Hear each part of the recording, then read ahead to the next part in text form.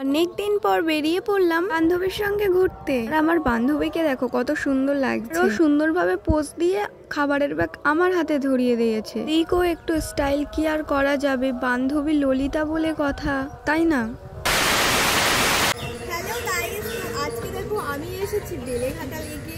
তো এখানে আমি আজকে ভিডিও বানাতে এসেছি, সঙ্গে আছে আমার বান্ধবী। তো যাওয়ার জন্য আমরা প্রথমে বাসে উঠে পড়লাম। আর আমার এত প্রচন্ড গরম লাগছিল, এটা আর বলার কথাই নয়। একে পৌঁছানোর পর বান্ধবীরও কষ্ট হয়ে গেছিল।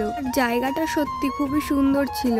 প্রথমেই বলে দিয়েছি এটা কিন্তু বেলেঘাটা লেক ছিল। আর চারিদিকের আবহাওয়া, প্রাকৃতিক ওয়েদার খুবই সুন্দর ছিল। এখানে যাবার পর আমি তো ভাবছিলাম প্রচুর ফটো তুলবো আর রিলস বানাবো। আর সব থেকে বড় কথা, জায়গাটা অনেক শান্ত ছিল। কথায় বলা যায় শান্ত পরিবেশ। আর যে চেয়ারটাতে বসেছি সেই চেয়ারটাতেই আমাদের খাবার রেখেছিলাম, না হলে লোক তো নিয়ে চলেই যাবে।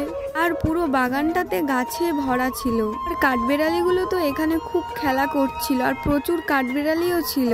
সত্যি কথা বলতে অনেকদিন পর আমিও কাঠবেড়ালি দেখলাম, তাই একটু তোমাদেরকেও দেখিয়ে দিলাম। আর এরকম খোলামেলা জায়গায় বান্ধবীকে সঙ্গে নিয়ে রিলস বানাতে ভালোই লাগে। কিছুক্ষণ রিলস বানানোর পর, ফটো তোলার পর খুব খিদে পেয়ে গেছিল। যেহেতু আমরা বাড়ি থেকে খাবার নিয়ে এসেছিলাম, তো সেই জন্য দেরি না করেই আমাদের খাবারগুলো হাত মুখ ধুয়ে খেতে শুরু করে দিয়েছিলাম। আর আমরা কিন্তু ভাত, উচ্ছে, আলু, তেলাপিয়া মাছের তরকারিও নিয়ে গেছিলাম। তারপর আর কি, বান্ধবীকে হাফ দিলাম, আমিও একটু নিলাম। আর আমার কিন্তু উচ্ছে খেতে খুবই ভালো লাগে। আর তরকারিটাও বান্ধবী খুবই টেস্টি করে রান্না করেছিল। তোমরা এটা ভেবো না বাইরে গিয়ে খাচ্ছি, ফেলে খাইনি। অবশ্যই আমরা দুজনেই ফেলেই খেয়েছিলাম।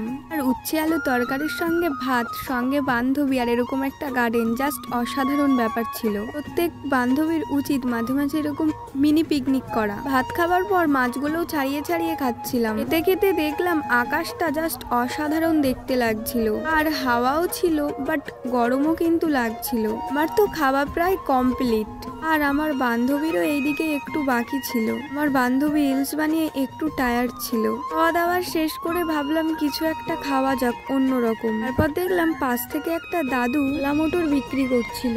আমরা ওখান থেকে 10 টাকার মতন আলুর কাবলিও নিয়ে নিয়েছিলাম। আলুর কাবলি খাবার পর বান্ধবী পেয়ে গেল শরীরে এনার্জি। তারপর শুরু করে দিল ফুল দমে রিলস বানানো। কিন্তু আমি ওর ক্যামেরা ধরে প্রচন্ড টায়ার্ড হয়ে গেছিলাম, অনেক ঘামও ঝরে গেছিল। সেই জন্য একটু টিস্যু দিয়ে মুখটাকে ভালোভাবে মুছে নিলাম। আর 2 কিলো মেকআপ করে গেছিলাম, সেটাকেও ভালোভাবে রিমুভ করে নিলাম। আমরা গেছিলাম তো 11টার দিকে, বাট আস্তে আস্তে 4টে বেজে গেছিল। আর কি বলবো গাইস, লেকের একটা সাইডে যা মশা ছিল, ওদেরকে কামড়ে পুরো পা দুটো লাল করে দিয়েছিল। আর আমরা চলে যাচ্ছি, আর সবাই বিকেল টাইমে লেকের দিকে আসছিল। তো তারপর আমরা লেক থেকে বেরিয়ে একটু ঠান্ডা কিছু খাবো ভাবছিলাম। আর সামনেই দেখি আইসক্রিম দোকানদার ছিল, তো ওখান থেকে 2টো অরেঞ্জ আইসক্রিম কিনে নিলাম, কারণ আমার বান্ধবীর প্রিয় ছিল অরেঞ্জ আইসক্রিম।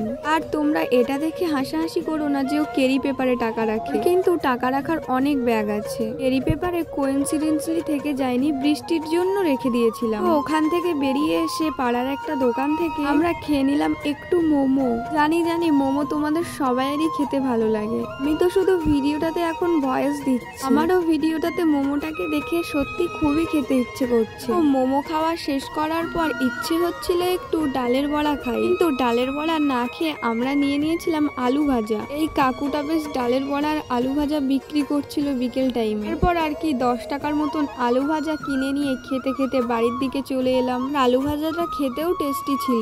আমার ভিডিও তোমাদের কেমন লাগে? যদি ভালো লাগে তাহলে তোমরা অবশ্যই লাইক, কমেন্ট, শেয়ার অবশ্যই করে তোমরা জানিও। দেখার জন্য ভিডিও।